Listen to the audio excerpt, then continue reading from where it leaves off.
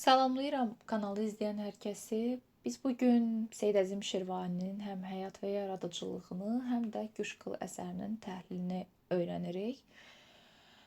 Deməli, Seyid Əzim Şirvani haqqında əvvəlcə həyatından məlumat verim.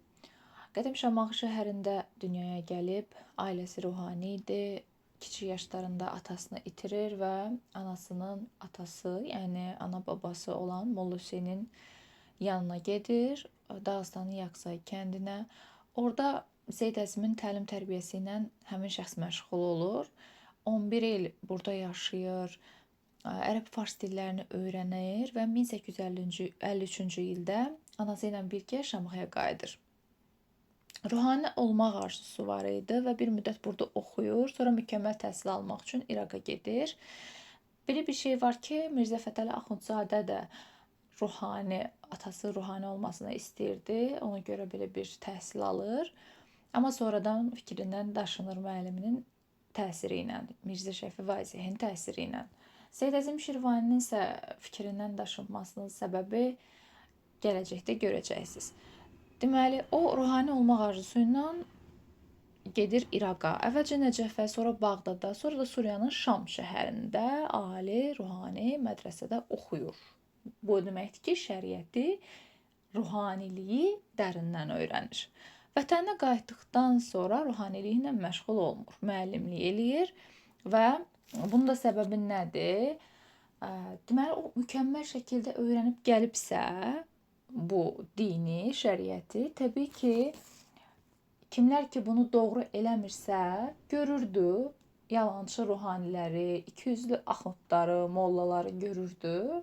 Nəticədə də ruhaniliyə getmək istəmirdi, ruhani olmaq istəmirdi deyək və həmin insanları da tənqid eləyirdi. İkiyüzlü ruhaniləri əsərlərində tənqid eləyirdi. 1869-cu ildə o özünün məktəbini yaratmışdı. Buna Üsul-i Cədid məktəbi deyilirdi. Hətta Mirzə Əkbər Sabir də həmin məktəbdə təhsil alıb və daha sonra bu məktəbdə ana dilini, fars dilini öyrədir. Sonra dünyəvi fənlərdən tarixi, coğrafiyanı, bu barədə məlumatlar öyrədir. Yəni tarix və coğrafiya haqqında və həmçində digər fənlər barədə müəyyən məlumatları şagirdlərinə mənimsətməyə çalışırdı. Seyid Əzim Şirvaninin 1877-ci ildə Şamaxı şəhərinə qayıtdığını və orada Azərbaycan dili şəriət müəllimi təyin edildiyini bilirik. Amma o şagirdlərinə o qədər müasir ruhlu əsərlər oxudurdu ki, bu da təbii ki, Rus dairələrinin fikrindən yayınmır, nəzərindən qaçmır hakim dairələrin. Bu hakim dairələri nə üçün sərf eləmirdi? Hakim dairələr ancaq dinə itaət etməklə, insanları cahil saxlamaqla məşğul idilər ki, heç kəs oyanmasın, heç kəs sözünü deməsin. Harda ki, müasir ruhlu əsərlər yazılırdı, harda ki, insanları oyada biləcək, insanların maarifinə xidmət eləyəcək, xüsusilə müsəlmanları, Azərbaycan türklərini oyada biləcək əsərlər var idisə və bunları kimlər yazırdısa, onları dərhal nəzərdən keçirirdilər və işinə baxırdılar həmin insanların. Deməli, Seyid Əzim Şirvanini də buna görə vəzifəsindən uzaqlaşdırırlar. Tiflisə gedir, Qafqaz Maarif İdarəsi rəisinə haqsız yerə işdən çıxarıldığını bildirir və sübut etdikdən sonra da yenidən müəllimliyə qaytarılır. Ömrünün sonuna kimi də bu peşədə çalışır. Və təəssüf ki, onun ölümü çox faciəli bir şəkildə baş verib. Deyilənə görə bu nə dərəcədə həqiqətə uyğundur, bilinmir. Ona görə də həqiqətə uyğun olub-olmadığını dəqiq bilmədiyim üçün mən bunu sizə demək istəmirəm. Maraqlıdırsa özünüz araşdırıb baxa bilərsiniz. Yaradıcılığa təxminən 50-ci illərdə başlayır və zəngin bədii irs yaradır. Zəngin bədii irs nə deməkdir? Yəni eyni janrda yazmayıb, eyni növdə yazmayıb. Daha doğrusu eyni növ deyərkən üslub deyək, formada, eyni üslubda yazmayıb. Məsələn, qəzəl, müxəmməs, qəsidə, bunlar klassik üsluba aiddir ki, burada aşiqanə, lirik şeirlər var. Mənzum hekayələri var, bəli, eyni növdə də yazmayıb, çünki hekayə epik növə aiddir. Lirik şeirlər lirik növə aiddir. Təmsillər, maarifçilik ruhunda əxlaqi, didaktik, yəni tərbiyəvi öyrədici əsərlər yazıb, məqalələr, hətta ədəbiyyatşünaslıq əsəri olan Təzkirə də qələmə alıb. Füzuli ədəbi məktəbinin davamçısı idi. Hətta belə deyərdim ki, Sabir də Seyid Əzim Şirvani tipdə yazıb əvvəlcə, yaradıcılığının əvvəlində. Seyid Əzim Şirvani demək olar ki, Füzulidən çox təsirlənib və lirik şeirlərində də bunu göstərir. Yəni özünü göstərir lirikasında bu Füzulidən təsirləndiyi. Məhəbbət mövzusunda yazılmış qəzəlləri yer tutur əsas onun yaradıcılığında Füzuli məktəbinin davamçısı olaraq və bu şeirlərdə saf həqiqi məhəbbət, necə ki Füzuli deyirdi ki, həqiqi məhəbbət, saf məhəbbət insanı kamilləşdirir, ucaldır, mənlə saflaşdırır. Eyni ilə Seyid Əzim də deyirdi ki, məhəbbət insanı ucaldır, saflaşdırır, kamilləşdirir. Bu bilirik ki, Orta dövr Azərbaycan ədəbiyyatının ideallarından idi. Şair klassik poeziya üçün səciyyəvi olan bədii təsvir və ifadə vasitələrindən də bəhrələnib. Yəni hansı ki bəzi müqəyyəd epitetlər var ki, onlar klassik ədəbiyyatda çox işlənir ki, ondan da tutaq ki istifadə eləyib. Burada məsələn lirik qəhrəmanın daxili aləmini, hiss və düşüncələrinin dərinliyini əks etdirməyə nail olub. Məsələn, aşiq obrazı Füzuli Əzimin yaradıcılığında, Seyid Əzimin yaradıcılığında klassik aşiq obrazlarından kamil və cəfakeş sayılır. Yəni daha çox əziyyət çəkən, deyir ki, nahuni qəmlə bizi Fərhada nisbət etməyin, yəni bizi Fərhadla bir yerdə tutmayın. Kim yıxar bir gündə 100.000 bisütunu tişəmiz. Fərhad bilirik ki, şirinə görə bisütun dağını yarıb. Bu da deyir ki, bizi Fərhadla bərabər tutmayın. Bizim tişəmiz hətta bir gündə 100.000 bisütunu yıxar. Bu biraz mübaliğə ilə verilib. Burada şair eyni zamanda məfhumat, dini xurafatı tənqid edən, həyatın gözəlliyindən zövq almağa, faydalanmağa səsləyən qəzəlləri də var. Məsələn, elə Quşqıl əsəri buna nümunə ola bilər ki, orada tutaq ki, Zahid musiqini dinə uyğun gəlməyən şeytan işi hesab eləyir, haram hesab eləyir ki, bunu da xurafat hesab etmək olar. O deyir ki, bu dünyanın gözəlliyindən zövq almaq, musiqidən zövq almaq lazımdır. Və maarifçi realist sənətkar demək olar Seyid Əzim Şirvaniyə. Çünki onun yaradıcılığında elmin, təhsilin əhəmiyyətini, faydasını əks etdirən əsərlər də var. Mədəni gerilik, məsələn, Qafqaz müsəlmanlarına xitab əsərində şairi bütün yaradıcılığı boyu düşündürən məsələlərdən biri olub və ən vacibi deyərdik olub. Savadsızlıqda, elmsizlikdə bütün bəlaların səbəbini görür. Yəni bütün bəlaların səbəbini savadsızlıq və elmsizlikdə görür və maarifçi görüşlərini Əkinci şeirində daha çox görürük biz onu. Əkinci şeirində deyirəm. Əkinci qəzetində daha çox görürük və bilirik ki, Əkinci şeiri elə özü də Mirzə Əkbər Sabirin o qəzetdə çap olunub və Qafqaz müsəlmanlarına xitab olsun, təlim-tərbiyə haqqında olsun. Bunların hər biri də yenə Əkinci qəzetində çap olunub. Və mütərəqqi ideyalar, tərəqqiyə yönələn ideyalar var burada. İnkişaf etməyə kömək eləyən ideyalar var burada. Həmin bu əsərlərdə. Öyüd nəsihətlər var burada. Başqa biz Xaqani yaradıcılığında gənclərə nəsihətdə məsələn öyüd nəsihəti görə bilərik. Hikmətin Fəziləti əsərində də məsələn öyüd nəsihət görə bilərik və yaxud da Yaralı bir uşağın dastanında. Bunlardan sizə hansı lazım olacaq yadda saxlaya bilərsiniz. Deməli, şair gənclərə elm və sənət öyrənməyi, tənbəl olmamağı, pis əməllərin arxasında getməməyi nəsihət eləyir. Bunların hər birini yadda saxlamağınızı tövsiyə edirəm. Çünki hər biri test predmetidir və test sualıdır, cümlə bə cümlə. Ona görə cümlə bə cümlə deyirəm bunu sizə. Əxlaqi didaktik şeirlərinin toplandığı Rəbiül Ətfal Ətfal əsəri kitabı var daha doğrusu. Bu əsər deyil, kitabdır. Çünki həmin bu tip əsərlərin hamısı o kitabda toplanıb. Rəbiül Ətfal kitabında toplanıb. Bunları dedik. Lirikası da haqqında danışdıq. İkinci qəzetində baxın, bu hissədə görürük Rəbiül Ətfal. Bu kitab adıdır. Tifil, ətfal tifil deməkdir. Tifil də, daha doğrusu tifil uşaq deməkdir. Ətfal isə tifillər, yəni uşaqlar. Uşaqların Baharı adlı bir kitabdır. Burada da elmə biliyə çağırış var. Eynilə bu xüsusiyyətlər Sabirin yaradıcılığında da var. Məktəbə get cavanım şeir, bir dənə şeiri var idi.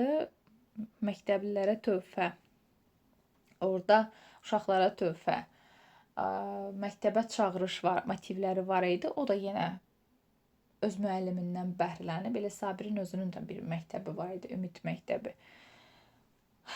Deməli, didaktik əsərlərində də elmin, biliyin təbliği, məktəbə, mədəniyyətə çağırış motivləri və eyni zamanda vətənə məhəbbət, doğma yurda, soy kökə bağlılıq, hardasa düşə bilərsinizə ki, soy kökə bağlılıq Seyid Əzim Şirvaninin yaradıcılığında var idimi, yaxud da var idi. Siz bunu doğru götürəcəksiniz, çünki doğrudur, həqiqətən də var. Əxlaqi tərbiyəvi fikirlər şairin təmsillərində də əksini tapır. Məsələn, eşşək və arılar təmsilində elmin qədrini bilməyən, orada eşşək təbii ki, elmin qədrini bilməyən bir obraz idi. Şəxsləndirilmişdi. Həmin onun simasında, timsalında avam və cahil insanlar tənqid olunur və qeyd edək ki, bu öyrədici, yenə bu da təmsillər bilirik ki, nöqsanları üzə çıxarmaqla, insanlara göstərməklə o nöqsanlardan çəkinməyin yollarını göstərir, problemin həllini verir və burada həmin o insanlar, cahil insanlar, avam insanlar tənqid olunur. Şairin mənzum hekayələri də var ki, həmin bu mənzum hekayələrində müxtəlif mövzularda yazılıb. Bunlardan bir qismində əxlaqi tərbiyəvi məsələlər ön plana çəkilir. Sizə düşə bilər ki, testdə bunların hamısında əxlaqi tərbiyəvi məsələlər var. Xeyr, bax, qeyd edib ki, bir qismində əxlaqi tərbiyəvi məsələlər var. Söhbət mənzum hekayələrindən gedir. Nəzmlə yazılmış hekayələrində ədib həm də xalqa zülm eləyən hakimlərin tənqidinə, yaramaz əməllərin pislənməsinə də həsr etdiyi 100-dən artıq mənzum hekayəsi var və bu hekayələr, baxın 100-dən artıq mənzum hekayəsi var. Yəni konkret sayda verilib burada. Konkret deyəndə, yəni 100 rəqəmini biz görürük konkret olaraq və ondan artıq mənzum hekayəsi var və xalq nağıllarından, Molla Nəsrəddin lətifələrindən bəhrələndiyini də yadda saxlamaq lazımdır. Eyni zamanda Azərbaycan və Fars klassiklərindən də tərcümə etdiyini mütləq yadda saxlamaq lazımdır. İqtibas yolu ilə yaratdığını yadda saxlamaq lazımdır hökmən. Və Seyid Əzim Şirvani satirik əsərləri də ədəbiyyatımız üçün çox qiymətlidir. Onlar hətta daha qiymətlidir deyərdim. Zəmanəsinin o tüfeyli istismarçılarını gözəl tanıyan Seyid Əzim onların nümayəndələrini, məsələn, soyğunçu Rus hakimlərini, rüşvətxor məmurları, ikiyüzlü mollaları, şəriət məhkəmələrini başçılıq eləyən səviyyəsiz qazıları kəskin tənqid hədəfinə çevirib, rüşvətxor məmurları. Məsələn, onun Şirvan bəyləri haqqında satirası bu baxımdan uyğun gəlir. Deyir, nə pristav, nə köməkçi, nə kvartal, nə kazak, hamısı qurd kimi soyumaqlığa xalqı ki qoçaq. Deməli, bunlar hamısı rusların adamları demək olar. Pristavdır, köməkçisidir, kvartalıdır, kazakıdır. Bunları deyir, xalqın qanını içməyə, onları soymağa, qurd kimi soymağa göndəriblər. Şair yalançı ruhaniliyi də əsərin ümumiyyətlə yaradıcılığının, həyatının əvvəldə mən sizə dedim, həyatını öyrənəndə dedik ki, yalançı ruhaniliyə görə məhz ruhani görür ki, ruhanilər yalançıdır və bu da o qismin içərisində adı hallanmasın deyə o qismə aid etməyib özünü onlardan ayırıb və həmin onları da tənqid edir. Səmərəsiz ruhani təhsili, cəhalətpərəstliyi, məsələn, Ruhanilik təhsili adlı əsərində Müctəhidin təhsildən qayıtması adlı əsərində tutaq ki, orada müctəhidi yollayırlar ki, get xaricə göndərirlər ki, ölkə kənarına. Get orada çoxlu pul verirlər buna, cəmaət yığışır. Get orada elm öyrən, gəl bizə də öyrət. O da gedir, orada burada xərcləyir, heç bir şey də öyrənmədən qayıdır. Sonra məlum olur ki, cəmaatın pullarını aparıb başdan sovdu, başına sovurub. Nə edibsə, xırman döyüb və qayıdıb. Yəni bu da səmərəsiz təhsildir də, səmərəsiz təhsil. Ümumiyyətlə cəhalətpərəstlikdir bu əslində. Seyyid Əzim Şirvani İslam dininin mahiyyətini çox gözəl bilirdi, şəriəti çox gözəl bilirdi. Hətta Qafqaz müsəlmanlarına xitabda görəcəksiniz ki, orada deyir ki, qanmırıq əhli şər fitvasını, yəni şəriətin fitvasını bilmirik, qanmırıq. Bizə nə demək istəyir şəriət, anlamırıq. İndiki dövrdə də bəziləri şəriət istəyir, amma şəriətin əsl mahiyyətini heç bilmir ki, nədir şəriət və tamamilə İslam dininə yad olan hərəkətlər sərgiləyirlər. Həmin buna görə də müəllif deyir ki, bu İslam dininə, şəriətə uyğun olmayan hərəkətlərə görə qınayır da həmin insanları, ruhaniləri ki, niyə xalqa düzgün təbliğat aparmırsınız da və onun maarifçi realist əsərlərindəki müasirliyin bir mühüm səbəbi də elə budur. Göşqıl əsərinə gəlincə, göşqıl qulaq as deməkdir və musiqiyə dair yazılmış bir şeirdir. Bu əsər haqqında ümumi məlumat verim, sonra nəticəyə gələcəyik. Sual-cavab, test və təhlil. Deməli, bu şeir klassik Azərbaycan poeziyasında irfani dünya görüşünün parlaq nümunələrindən biridir və əsərdə musiqi zahiri bir əyləncə olaraq deyil. Yəni, təkcə zahiri bir əyləncə vasitəsi deyil, eyni zamanda insanı mənəvi kamilliyə aparan ilahi bir güc kimi təqdim olunur. Şair Neynən Tarın səsində gizlənən sirləri açaraq musiqinin insanın ruhunu oyatdığını, onu qəflətdən xilas etdiyini və haqqa yaxınlaşdığını göstərir. Şeir boyunca zahiri düşüncə ilə batini idrak qarşı-qarşıya qoyulur. Zahiri düşüncə deyəndə söhbət Zahidin düşüncələrindən gedir ki, indi görəcəksiniz. Zahid deyirdi ki, bəs bunlar haramdır, musiqiyə qulaq asmaq, çalğı alətlərini qadağan olunmuş, tarı qadağan olunmuş alət hesab eləyirdi və görür ki, bu Sovet dönəmində də özünü göstərir. Tara qadağa qoyurlar, onu qadağan olmuş alət elan edirlər. İmkan vermirlər ki, tar çalsın. Çünki bizim milli musiqi alətlərimizdən biridir və burada da görürük ki, tara qadağan olunmuş alət damğası vurulub. Şair də bundan barışa bilmir və deyir ki, musiqi insanın ruhuna təsir eləyir. Musiqi insanın ruhunun qidasıdır. Əsl musiqidən söhbət gedir təbii ki və ona zahirən bu cür yanaşmaq olmaz. Onu daxildən hiss etmək lazımdır. Zahirən ona haram demək doğru deyil. Bu səhv bir addımdır. Onu daxilən, ruhla dinləmək lazımdır. Ruhlu musiqini təbii ki. Hissiz, ruhsuz, rakada çıkadadan söhbət getmir, əziz dinləyicilər. Söhbət əsl musiqidən, xalq musiqisindən, muğamdan gedir. İndiki dövrdə bəzi bayağı musiqiləri nəzərdə tutmurdu təbii ki, Seyyid Əzim Şirvani. O dövrdə də həmçinin zövq və idrak sahibi olanlar bu sədalarda Tanrının nurunun təcəllisini görürlər. Beləliklə əsər oxucunu düşünməyə, dərinliyə varmağa və hər şeyin zahiri deyil, batini mənasını da axtarmağa səsləyir. Forma xüsusiyyətlərindən əvvəl mən mövzusunu, ideyasını demək istəyirəm. Əsas mövzu musiqinin ilahi mənəvi mahiyyəti və insan ruhuna təsiridir. Yəni, musiqinin insan ruhuna təsiri məsələsi var və burada sadəcə əyləncə yox, haqqa aparan bir vasitə, ruhu oyadan insanı qəflətdən ayıran bir qüvvə kimi təqdim olunur musiqi. Daha sonra, bəs əsərin ideyası nədir? Burada musiqi ruhun qidası olduğundan dolayı insan onu dərk etməlidir və ondan zövq almalıdır. Onu haram hesab edənlərə də inanmamalıdır.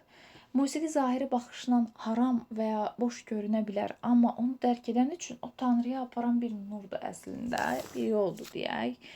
Ona görə də ideyanı bu cür əsaslandıra bilərik. Bəs forma xüsusiyyətlərinə gəlincə necədir? Əruz vəzninin rəməl bəhrində yazılıb ki, bu da elə onu forma, üslub, belə deyim, məzmun baxımından çox üst-üstə düşür. Bilirik ki, rəməl bəhri dəvə ləngəri deməkdir ki, məhz Göşqılın oxusu da o formada olması, ahənglə olması daha məqsədə uyğundur. Hətta mən deyərdim ki, bu Göşqıl əsəri xanəndələrin oxuduğu bir əsərdir. Onlar musiqidə ifa edirlər həmin bu əsəri və təbii ki, ağır-ağır ifa edirlər.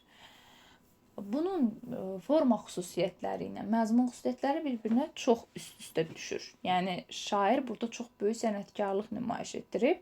Şeir vahidədə bənd təbii ki, müxəmməs janrındadır, beşlik şəklində müxəmməs janrındadır. Müxəmməs olduğunu da biz onun elə ilk bəndindən görürük ki, ilk bəndin bütün qafiyələri birdir, yəni A-dır. Sonrakılar isə B, B, B, B, A formasında, yəni 4B, 1A, 4C, 1A, 4C, 1A, 4D, 1A və s. formasında gedir. Yazılma səbəbi isə belədir ki, deməli, bu Seyid Əzim Şirvani məclislərin birində xanəndə Sadıqcan, məşhur Sadıqcanın ifasını eşidir və bu ona çox böyük təsir bağışlayır. Nəticədə də belə bir əsər ortaya gətirməyi, yəni ərsəyə gətirməyi düşünür. Və həqiqətən də şair, biz bilirik ki, şairlər gördüyü mənzərədən ilhamlanaraq bəzən onlardan bəhrələnərək nələrsə yaradırlar. Bədahətən olsun, sonradan düşünərək olsun. Məhz Seyid Əzim Şirvani də Sadıqcanın ifasından bəhrələnib. Zahidlərin də bu hərəkətləri biraz onun üstünə bir stəkanı daşıran damlalar olub da. Bir növ vəsilə olub deyək. Və gələk əsərin özünün təhlilinə, birinci növbədə qafiyə quruluşuna baxmaq istəyirəm sizlə. Baxın, qafiyə quruluşu necə gedir? Gəlin sübuta yetirək. A, baxın, kar, tar, zar, qərar, əsrar. A. 5 dənə A oldu mu? Oldu. Tam müxəmməsin qafiyə quruluşuna uyğun gəlir. Və biz bənd-bənd hər birinin əvvəlcə hərfi izahına, sonra isə geniş izahına baxacağıq. Birinci növbədə mən baxmaq istəyirəm bu bəndə. Təbii ki, birinci bu gəlir. Buna baxmalıyıq. Göşqıl, ey ki, bilirsən özünü vaqifi kar. Hər bir sözün mənasına da baxacağıq, təbii ki, çətin sözləri. Məsələn, göşqıl qulaq as deməkdir. Ey ki, bilirsən özünü vaqifi kar. Yəni, ey özünü bilən, özündən xəbərdar olan və yaxud hər işə bələd olan. Vaqif nədir? Bələd olan, bilən. Kar nədir? İş. Yəni, vaqifi kar işin bələdçisi, işə bələd olan, hər işə bələd olan insanlar. Nə üçün hər işə bələd olan insanlara müraciət eləyir? Çünki musiqinin dərinliyini onlar başa düşə bilər. Daş kimi olan, daş kimi hissiyatsız olan insanlar musiqinin dərinliyini, ruha toxunduğunu necə bilsinlər? Onlara müraciət eləmir təbii ki. Bu hər şeyi bilənlərə hər zaman müraciət eləyir. Qafqaz müsəlmanlarına xitabda da belədir. Hörmət sahibi olan insanlara müraciət eləyir. Yəni, necə deyim sizə, hörmət sahibi olan insanlar, hər şeyi bilən insanlar şairin demək istədiyini başa düşdükdə bunu da təbliğ eləyəcəklər. Heç nəyi bilməyən, başa düşməyən, cahil insana nəyi başa salırsan sal, yenə də öz bildiyini deyəcək. Amma yenə hər şeyi bilən insanlar, hər şeyə bələd olan insanlar şairin məramını, məqsədini heç olmasa çatdıra biləcəklər. Ona görə hər işə bələd olan insana müraciət eləyir. Agah ol, gör ki, nədir? Nalə-i ney, nəğmə-i tar. Yəni, xəbərdar ol, gör ki, neyin naləsi, tarın nəğməsi nədir? Nədir ol? Xüşk, quru deməkdir. Quru olan çub. Çub isə çubuqdur. Nədir ol? Ol o deməkdir əslində. Nədir o? Quru olan çubuqda bu zar-zar ağlama, nalə, nalə zar ağlama, nalə çəkmək mənasındadır. Yəni bu quru çubuqda olan bu ağlama burada metafordan istifadə edib. Çünki çubuq ağlaya bilməz. Birincisi heç o çubuq deyil. Əslində çubuqdur. Sadəcə olaraq musiqi alətinin formasıdır deyək də, materialıdır. Bu musiqi aləti də balabandır. Burada neyin, balabanın və tarın adları keçir. Bu bənddə yadda saxlayaq. Baxın, ney, tar və balaban adları var. Balaban testə düşəndə yadımızda qalsın. Balabanı sadəcə çup deyə qeyd edir, amma faktiki olaraq odur. Ondan söhbət gedir. Onun sədasından olur, deyir. İnsanın sədasından onun qarət olur, səbr qərar. Yəni insanın səbr qərarı kəsilir. O adam olur. Yəni mən sizə bunu eyni zamanda paralel olaraq dinlədiyiniz musiqilərin, təsirləndiyiniz musiqilərin təsiri ilə soruşa və yaxud deyə izah eləyə başa salmaq istəyirəm. Məsələn, elə olub ki, biz musiqiyə qulaq asmışıq və istər-istəməz o musiqi bizi kövrəldib. Adamın ürəyi parçalanıb da, yəni necə deyim sizə, gözümüz yaşarıb, bütün xatirələrimiz gözümüzün qabağında canlanıb və sanki biz darıxmışıq, karıxmışıq ki, görəsən, yəni bu köhnə xatirələri necə qayıda bilərəm, keçmişə necə qayıda bilərəm, onları bir də necə yaşaya bilərəm. Yəni bu bizə həqiqətən də keçmişə qayıtmağa kömək eləyib bəzi musiqilər. Məsəl üçün, onda bizim səbrimiz kəsilir, qərarımız kəsilir sədasına, o musiqinin sədasına. Və hətta mən deyərdim ki, Əli Baba bəyin xanəndənin ifasında buna qulaq asasız Güşqıla. Çox maraqlıdır. Açma sən pərdəni, hər pərdədə var 100 əsrar. Burada pərdə bizim bildiyimiz jalüz pərdə deyil. Bu pərdə musiqi alətinin pərdələrindən söhbət gedir və həmin hər pərdədə deyir, bir yox, 100 sir var. Hətta burada da yenə sirlər, əsrar, sirflektiv sözləri var. Yəni sirlər var deyir, mübaliğədən istifadə edib. Burada deməli nalə-i nəğmə-i tar, neyin naləsi, tarın nəğməsi metafor. Xüşk olan çubuqda nalə-i zar ağlamaq, çubuq zar ağlaya bilməz metafor. Pərdəni açma, bu pərdə deyəndə həqiqi pərdə nəzərdə tutulmur. Yenə hər pərdədə 100 əsrar. Pərdəni açma, musiqi alətinin pərdəsi yoxdur, metafordan istifadə olunub. Və hər pərdədə 100 əsrar var da isə mübaliğədən istifadə olunub. Bəs bunun hərfi izahı nədir? Müəllif yenə hər işə bələd olan kəslərə müraciət edərək onlardan musiqi qulaq asmalarını xahiş edir. Çünki onlar musiqidən başa çıxan insanlardır da. Və bəzi musiqi alətlərinin adını çəkir, neyin, balabanın və tarın.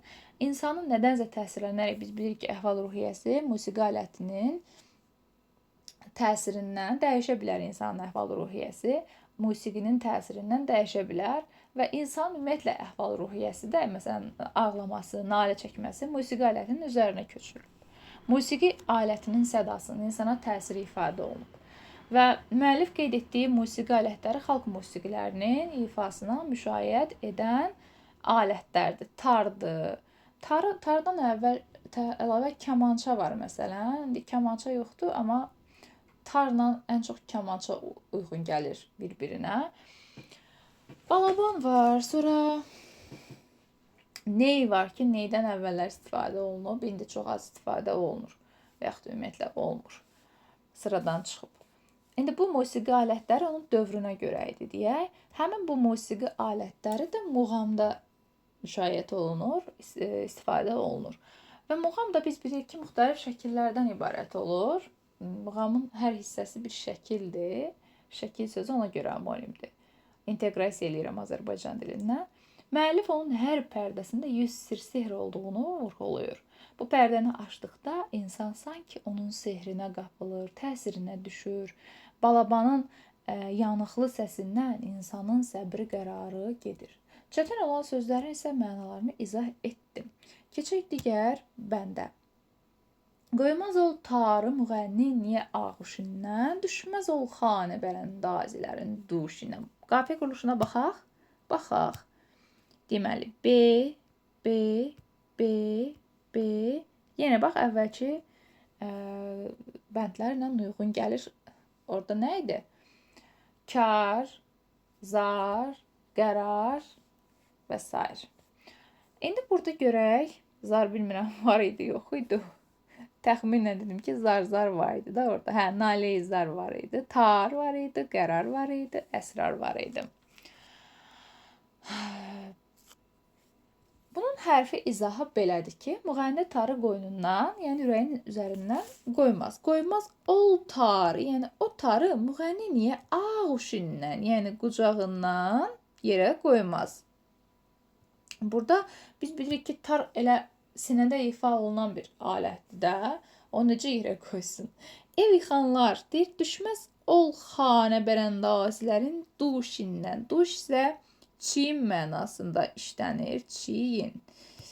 Xanə bərəndaz ev yıxan deməkdir. Amma burada mənfi mənada deyil. Çünki biz bilirik ki, bəzən insanlar bir-birinə, Azərbaycanda yaşayan insanlar bir-birinə elə sözlər deyirlər ki, əslində baxanda o kobud sözdür, amma kobud mənada səslənmir də, pis mənada başa düşülmür.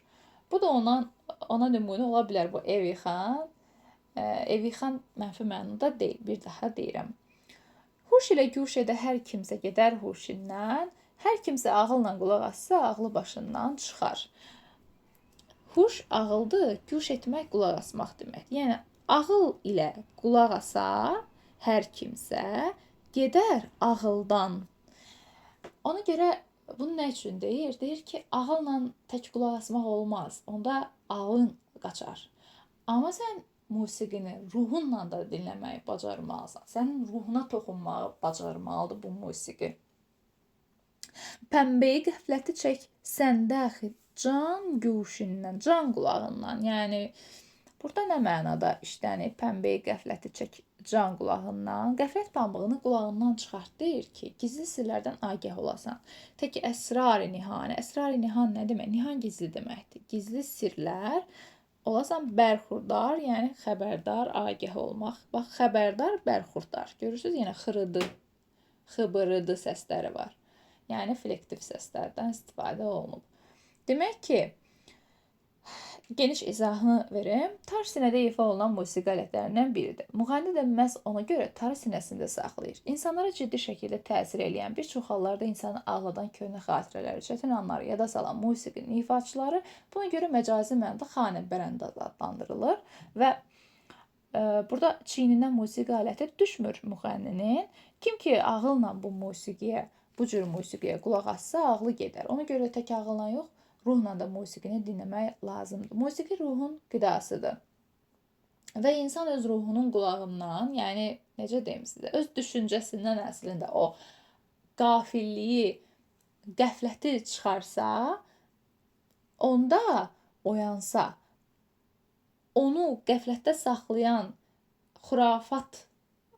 xurafatı, inancları kənara qoyaraq ruhu ilə nəğməni dinləsə, onda bütün sirlərə bələd ola bilər. Müəllifin çatdırmaq istədiyi fikir bu bənddə odur. Növbəti bəndə baxaq. Tut bərabər. Burada bundan əvvəlkində metafor var idi.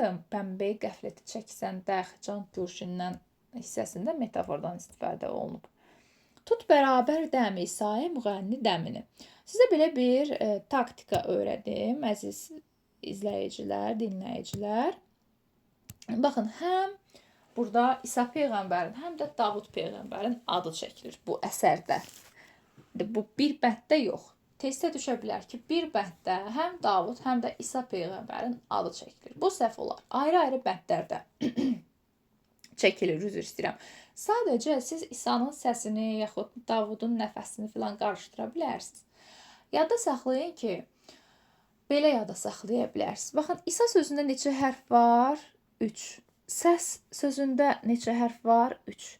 Yadınızda saxlayın ki, bunlar heç vaxt yan-yana gələ bilməz. 3 hərfli sözlər yan-yana gələ bilməz. Mütləq bunun yanında 5 hərfli olmalıdır. Bunun da yanında 5 hərfli olmalıdır. İsa'nın yanında nə olacaq? İsa'nın yanında Davud ola bilmədiyi üçün nə olur? Nəfəs olur. nəfəs. Səsin də yanında Davud olur. Yəni Davudun səsi, İsa'nın da nəfəsi var. İsa'nın nəfəsi ölüləri dirildirdi. Davudun da səsi insanlara xoş təsir eləyirdi. Bihuş eləyirdi insanları, cansız əşyalara təsir eləyirdi hətta. Yox, belə bir şey var ki, orada məsələn şeirdə deyir ki, cansız əşyalara, orada cansız əşyada bildiyimiz cansız əşya deyil. Yəni insanları nəzərdə tutur. Onları cansız əşya hesab edir ki, onların zövqü yoxdur, onlara yaxşı bir musiqi təsir eləmir. Zövqsüzdülər, daşdılar onlar, hissiyatsızdılar. İndi bu bəndə baxaq. Deyir ki, tut bərabər dəm İsa'ya müğənni dəmini. Deyir ki, müğənninin səsini bənzətmədən istifadə edib burada. İsa Peyğəmbərin səsinə, üzr istəyirəm, nəfəsinə bərabər tut. Bax, özüm deyirəm, özüm də səhv eləyirəm. Səs Davuda aiddir, nəfəs İsa'ya aiddir. Çünki İsa Peyğəmbər ölüləri dirildə bilərdi də, ölüləri dirildə bilən kim idi? İsa Peyğəmbər idi. Müğənninin də səsi sanki ölünü həyata qaytarır. Yəni bir bənzətmə eləyib, qılıb ehya özü. Ehya qılmaq var idi həm də söz qəzəlində Füzulinin. Orada da Füzuli deyir ki, tutduqca səni xab əcəl, ver sizə ehya ki, tutduqca səni xab əcəl, edər hər daim ol uyqudan bidar söz. Yəni, sən nə vaxt ki, yaxşı bir söz sahibi olacaqsan, dünyadan köçsən belə, o söz səni oyadacaq. Yəni, əcəl yuxusu səni aparsa belə, o söz səni oyadacaq. Bu şeirlə çox səsləşmə var, bu Güşqılla həmin o hissə barədə, söz qəzəli barədə. Məsələn, qılıb ehya özü ver, seyr ala ruh aləmini. Yəni, oyan, dirilt özünü bir, diri bax. Dirilt özünü, ruhlar aləmini, yəni Allahın aləmini nəzərdə tutur burada. Ruh aləmini seyr elə. Sanki musiqi çalınanda, musiqinin təsiri ilə biz özümüzü o aləmdə hiss edirik. Yəni, sən özünü həqiqətən dirilt, hansı ki, rəvayətə görə İsa Peyğəmbərin nəfəsi ilə ölülər dirilirdi, amma biz musiqinin, müğənninin nəfəsi ilə diriləcəyik. Və nəticədə də nə edirik? Ruhlar aləminə seyr edirik. Zirqəm olma, eşit nəğməyi, zirlü bəmini. Qəmin əsiri olma, zirqəm qəm əsiri deməkdir. Eşit nəğməyi, zirlü bəmini. Nəğmənin qalxmalarını, zilini və bəmini, enmələrini eşit. Çəkmə aqilsən əgər, ağıllısansa deyir əgər aqilsən. Dəhri müxalif qəmini, o dünyanın qəmini çəkmə. Çünki biz hələ ki bu dünyada yaşayırıqsa, o dünyanın qəmini deyəndə nə? Məsələn, sən gözünün qabağına gətirirsən ki, Zahidin dediyinə əsasən, musiqi haramdır, mən musiqiyə qulaq asmayım. Musiqiyə qulaq asmayım, çünki cəhənnəmə düşəcəm. Haramdır da ona görə, Allah qəbul eləmiş ona görə. Bu da deyir ki, sən ağıllısansa o dünyanın qəmini çəkmə. Cuşa gəl, nəğmə ilə qəmi dünyaya həsar çək. Yəni, musiqi ilə qəm dünyasına, dərdinə hasar çək. Doğrudan da bəzən musiqi bizim kədərli vaxtlarımızda bizim yoldaşımız olur. Bizim beynimizdəki səsləri susturur musiqi. Bizi tam başqa bir aləmə aparır musiqi. Amma əsl musiqidən söhbət gedir. Bir daha deyirəm, raqqada, çıqqada yox. Bayağı musiqilər yox. Zövqümüzü korlayan musiqilər yox. Burada da geniş mənada müğənninin nəfəsini dedik və ağıllı olan insan o dünyanın qəmini çəkməməli olduğunu öyrənmiş olduq. Musiqiyə qulaq asaraq insanı özünü dərkə sövq edir əslində müəllif burada. Həmin bu bənddə. Bu bənddə nə var bəs? Təşbihdən istifadə edib dedik. Ruh aləmini seyr etmək metafordan istifadə edib. Zirqəm, qəmin əsiri metafordan istifadə edib. Nəğmə ilə dünyaya hasar çəkmək də yenə metafordan istifadə etmiş olub. Sonra növbəti bəndə baxaq. Musiqi məclisinin əhli gərək əhli bəsər, burada bəzi nöqsanlar var texniki olaraq. Musiqi məclisinin əhli gərək deyir, bəsər əhli olsun. Bəsər əhli, bəşər deyil, elə versiz bəşərdir, yox. Bəsərdir bu, bəsər əhli. Yəni, bəsirət gözü açıq olan insanlar. Əslində, bəsirət gözü açıq olan insan hər bir şeyi yaxşı dərk eləyən insandır və o da deyir ki, musiqi məclisinin əhli gərək elə bu dərk eləyən insanlardan olsun. Musiqi məclisi də deyəndə burada bildiyimiz məclisdən söhbət getmir. Yəni, musiqidə olan, musiqi dinləyən hər bir kəs ona aşina olmağı bacarmalıdır. Ta görə pərdə-i əsrarda 100 nəqşi süvər. Hansı ki, həmin o insan hər pərdədə, hər sirli pərdədə 100 naxış və surətlər görə bilsin. Baxın, surətlər də görə bilirik deməli biz musiqini dinləyərkən hər musiqi sədasında, hər musiqi pərdəsində, hər simə dəyəndə o mizrab biz bir surət və bir naxış görürük sanki. Biz deyəndə əhli bəsər insan, kim ki zövq əhli deyil, anı hesab eylə həcər. Kim ki zövqlü insan deyil, onu həcər hesab elə, yəni daş hesab et. Hissiz insanlara Davudun səsi gözəl avazı var imiş. Həmin bu səs də quru cəmaata, növü cəmaətə, yəni cansız əşyalara təsir eləməz. Cansız əşya da bu zövqsüz insanlardan söhbət gedir. Təsəvvür edin ki, bayağı musiqiyə qulaq asan hər bir insan, bilmirəm nə qədərində burada müğənnilərin adını çəkmək istəmirəm, amma 1 milyonun üstündə dinləmələri olur ki, onlara nə dedi müəllif? Əgər siz də onların içində varsınızsa, onlara cansız əşya dedi. Ona görə də hər zaman zövqümüzü qorumaq üçün, ağlımızı və zehnimizi, şuuraltımızı qorumaq üçün nə etməliyik? Bayağı insan zövqünü korlayan, sözləri qəribə, qeyri-etik, pis bir şeylərə yönəldən mahnılara qulaq asmamalıyıq. Musiqilərə qulaq asmamalıyıq. İndiki dövrdən çox böyük bir səsləşmə var burada. Məni ərbabı, mənim məna deməkdir. Burada mən şəxsdən söhbət getmir, mənadan söhbət gedir. Məna ərbabı edər, güş suxən ey hüşyar. Hüşyar nədir? Ağıl sahibi olan şəxs. Hüşyar, yəni ağlı üstündə olan, ağıllı adam nəzərdə tutulur. Deyir ki, həmin bu ağıllı insan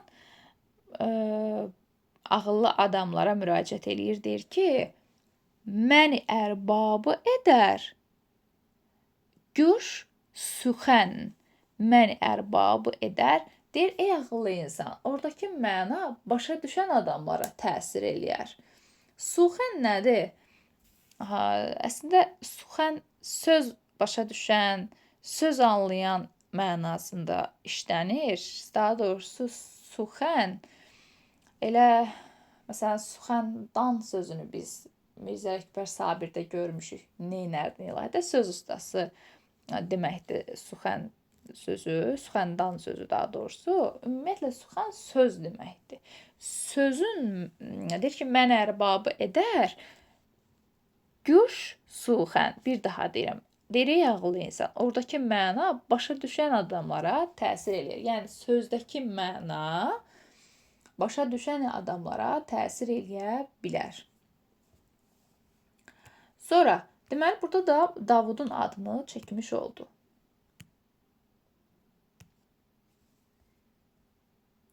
Və son bəndə baxaq görək, burada nədən söhbət gedir. Əslində, bu son bənd deyil, əsər yenə ixtisarla verilib, amma dərsliyə görə bu son bənd sayılır. Zahida biz bilirik ki burada nida var burada. Yəni çağırış nidası, a nidası, xitabdan sonra gəldikdə sözə bitişik yazır. Zahida düşünərsiniz ki, qadın adı filandır. Yox. Zahidə deyə tutaq ki, qadın adı var, amma Zahidə deyə din adamı da yoxdur deyək. Zahid var. A burada əslində azahid deməkdir. Azahid, Tanrıya bax, yəni haqqı danış. O deyir ya, Allaha bax. Yəni Allahı danış, haqqı danış, düzünü danış. Deyir Zahid, Allaha bax. Bu deyir İrfan məclisidir. İrfan nədir? Arif adamlar, ariflər. Yəni yenə baxın rf, marif, rf, arif, rf, ürfan, rf. Bunlar hamısı nədir? Flektiv sözlərdir yenə.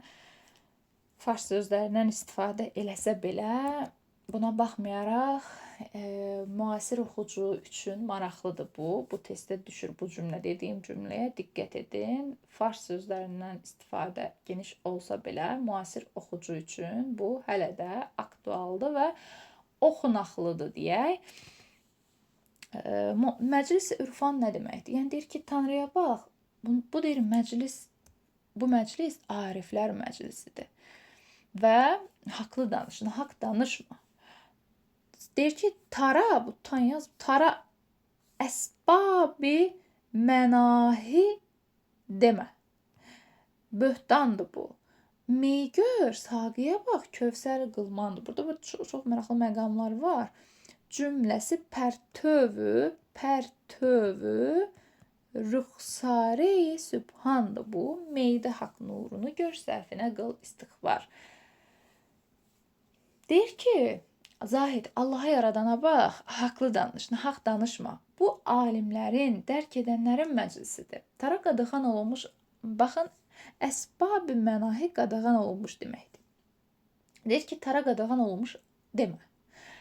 Çünki bu böhtandır. Mey, yəni şərab, baxın, meyi gör, şərabı gör, saqiyə bax, şərab palayana bax. Kövsər qılmandır bu. Əslində burada mey musiqini nəzərdə tutur. Saqi isə müğənnini nəzərdə tutur. Mey nədir? Şərab. Saqi nədir? Şərab, daha doğrusu kimdir? Şərab paylayan. Musiqiçi necə ki musiqini oxuyur, hər kəsin canına yayılır o musiqi. Yağ kimi yayılır. Tutaq ki, şərab paylayanda o şərabı payladıqca o şərab insanların canına yayılır. Deyir ki, həmin bu müğənnini cənnətdə təsəvvür eləyir. Deyir ki, qılman, Kövsər qılmandır bu. Yəni cənnətdə qulluq eləyən saqi oğlandır. Qılman oğlanlara deyilir cənnətdə qulluq eləyən. Və bütün bunlar, hansı ki meydir, saqidir, hamısı pərtöv rüxsare-i sübhandır. Yəni alqışlanmalı üzün işığıdır deyir. Bütün bunlar alqışlanmalı üzün işığıdır. Bunların hamısı bir üzdə cəmlənib deyək də. Bu meydir, saqidir. Bunların hamısı Allahın sifətləridir ki, onları da alqışlamaq lazımdır. Meydə haqqın işığını gör, səhvinə görə, bax meydə haqq nurunu gör. Səhvinə görə üzr istə, istiğfar üzr istəməkdir.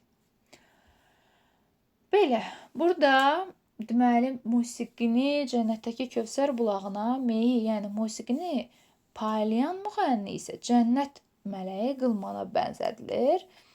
Bütün bunların hamısı özündə bu sifətləri daşıyan anlayışlardır və sən də meydə, yəni musiqidə Allahın nurunu, izini görməyi bacarmalısan. Etdiyin səhvə görə, musiqini haram buyurduğuna görə üzr istəməlisən, səhvini başa düşməlisən.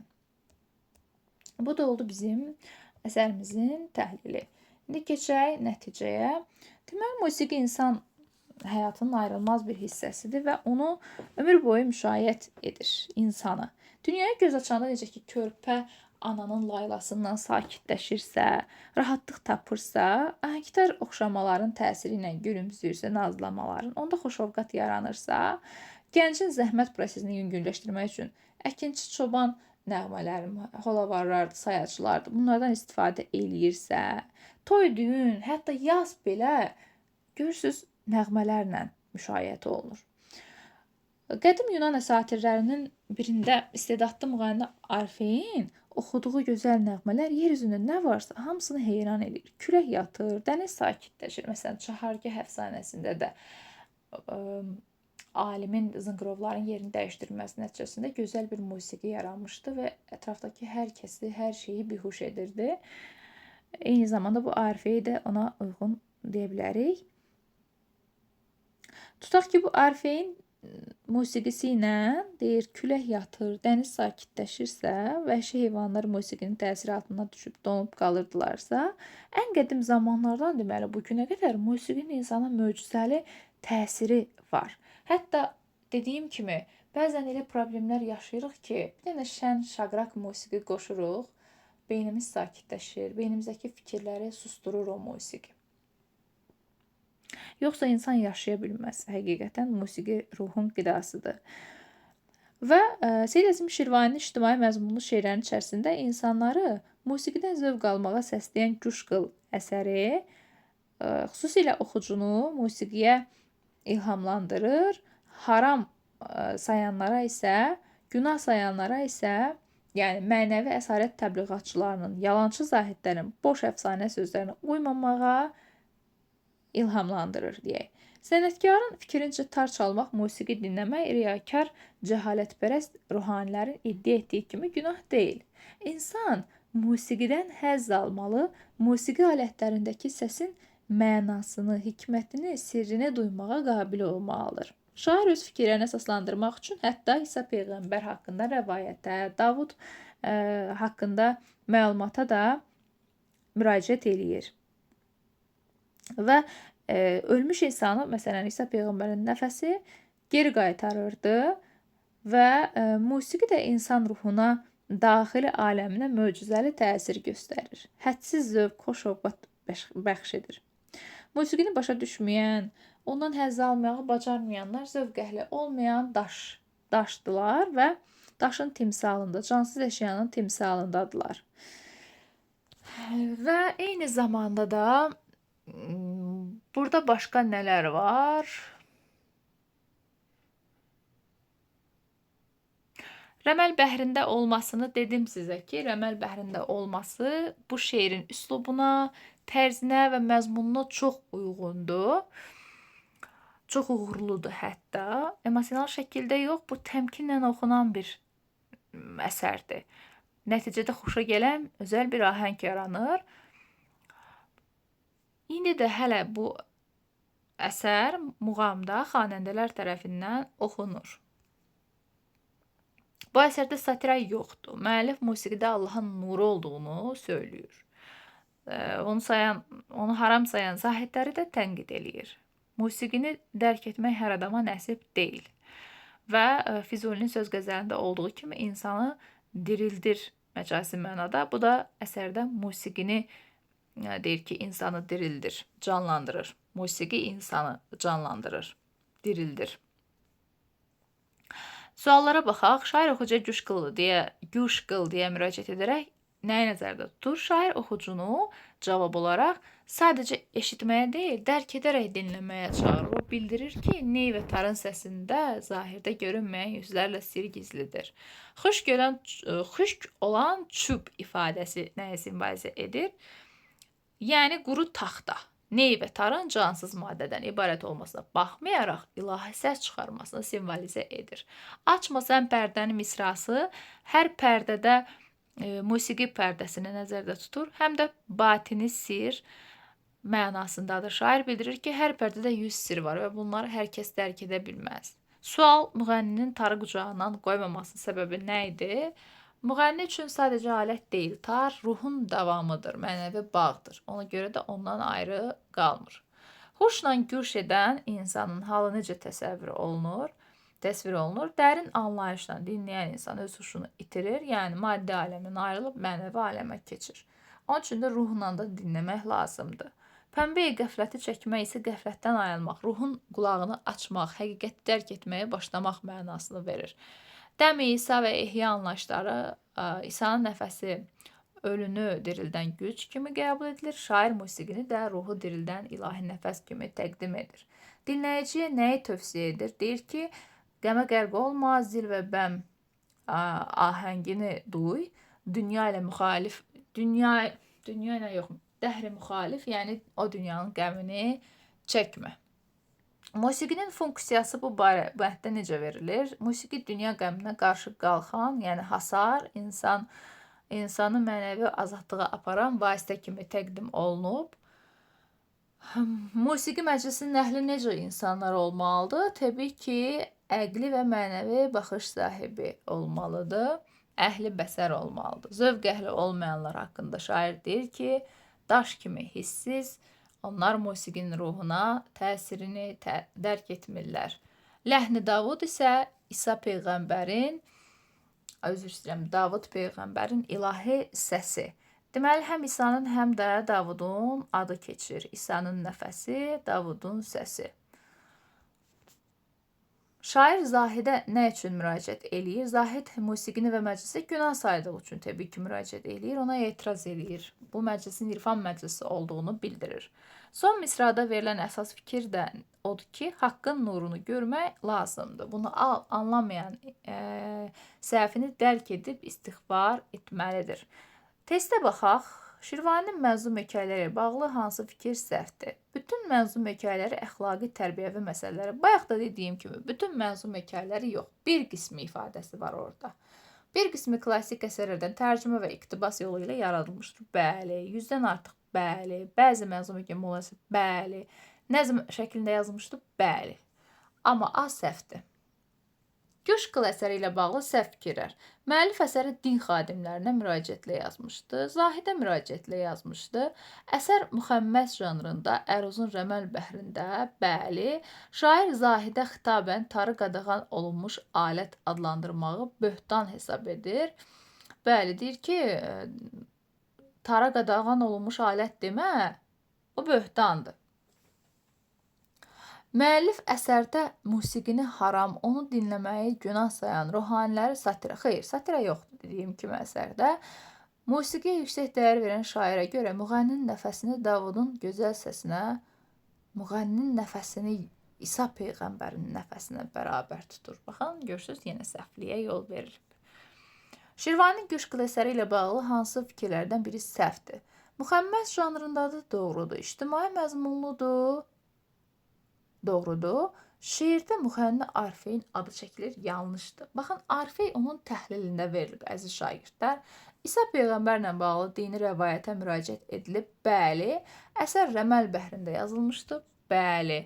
Yenə Quşqıla aid yanlış. Davudun təsirli səsinin canlılara da, cansızlara da təsir etdiyini bildirməklə musiqinin qüdrəti vurğulanır. Davudun səsi, deyir, cansızlara təsir eləməz. Tarı qadağan olunmuş alət adlandırmaq böhtan hesab edilir. Bəli, şair insanları neyin səsindən, tarın nəğməsindən agah olmağa çağırır. Bəli, birinci bənddə. Müəllif öz fikrini sübut etmək üçün dini şəxsiyyətlərin adını çəkir. Bəli, musiqinin sirlərinə bələd olmaq üçün qəflət pambığını qulaqdan çıxarılmasının vacibliyini bildirir. Bəli, yəni o Zahidin dediyini. A-da isə Davudun təsirli səsinin canlılara yox, cansızlara təsir etmədiyini göstərir. Yəni, belə bir şey var orada. Belə. Bugünlük bu qədər əziz şagirdlər. Qafqaz müsəlmanlarına xitab isə növbəti dərsdə olacaq.